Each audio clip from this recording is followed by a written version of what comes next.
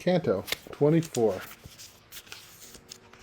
Early in the year, when one has a mind of winter, and the sun sets, it curls under Aquarius, and the length of a night is nearly half a day, and frost prints out a picture of its sister as Emily in a white dress, with ink that soon vanishes.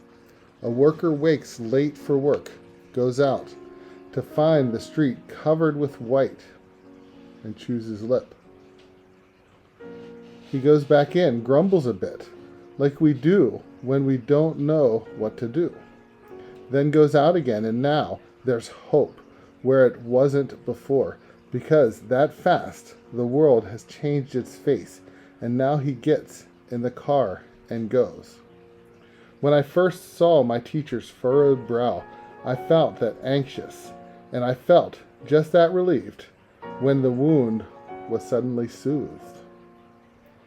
The moment we reached the ruins of the broken bridge, he turned and gave me a warm look. And when we first met at the foot of the mountain, he pondered the situation, surveyed the heap of broken boulders, then picked me up in his arms. Some think on their feet as they go, forever ready for the next thing. That's how he was. As he was hoisting me up to reach one rock, he was already looking to the next, saying, "Grip that one. But first test to make sure it can hold you." This was no path for anyone in a lead coat. The two of us, him weightless and me being pushed, could barely get from one toehold to the next. If it weren't that the bank on the side was shorter than the incline we'd slid down.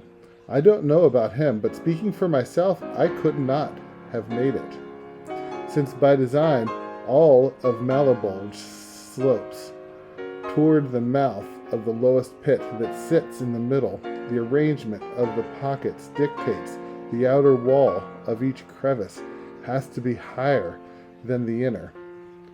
Climbing, we finally reached the top, where the ruin's last rock had broken off.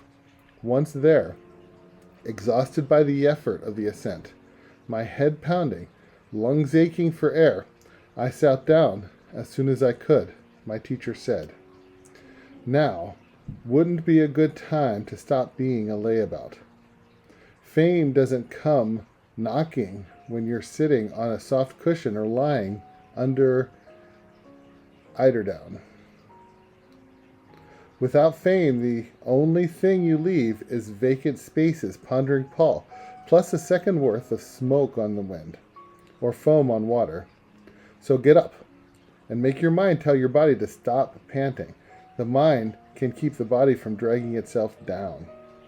There's a longer staircase ahead. It's not enough to have left behind the hypocrites. If you understand what I'm saying, then make use of it." I stood up and controlled my breathing as best I could, so I'd look less winded. "Fine then," I said. "I'm all strength and courage." We trudged over the rock ridge, which was craggy, narrow, and difficult, and even steeper than the previous one. I spoke to keep from seeming as breathless as I was. Then, from the next ditch, came the garbled voice that didn't seem at all suited for forming words.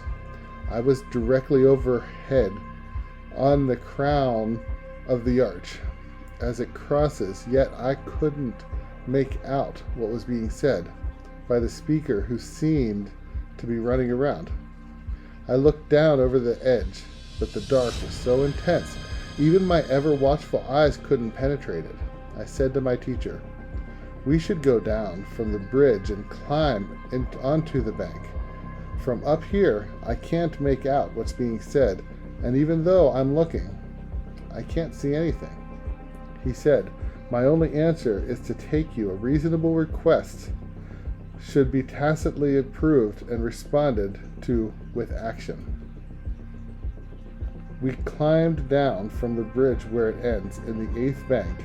It was there that the contents of the pocket became clear. It was filled with a tangled mass of terrible serpents with complicated monsters' heads and tails. My blood still chills.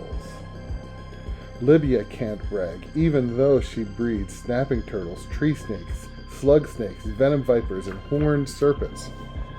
Her deserts still never gave birth to such a set of pests, not even if you toss in the sands of Ethiopia and Egypt's Red Sea region. Among this awful hissing through the hall, thick, swarming now, people were running naked and panicked, without hope of hiding or disappearing. Snakes roped their hands behind their backs, then twined their heads and tails between their legs to form a tight knot in front. Just like that, a javelin snake launched itself at a shade near the wall where we were, piercing him right where his neck and shoulder connect. Neither I nor O has ever been written as fast as once bitten. He burned to galled embers and fell as fallen ash.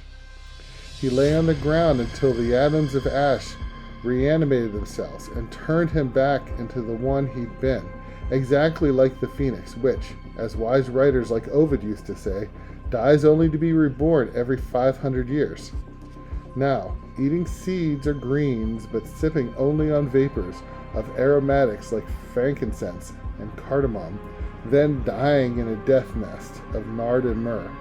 And just like someone who falls down in a faint, but can't fathom why, demon possession, epilepsy, embolus, afterward gets up and looks around confused by the odd sudden change in consciousness, and sighs perplexed as he reassesses the scene. That's exactly how the sinner seemed as he stood, how stern God's power smiting flat the thick rotundity of the world.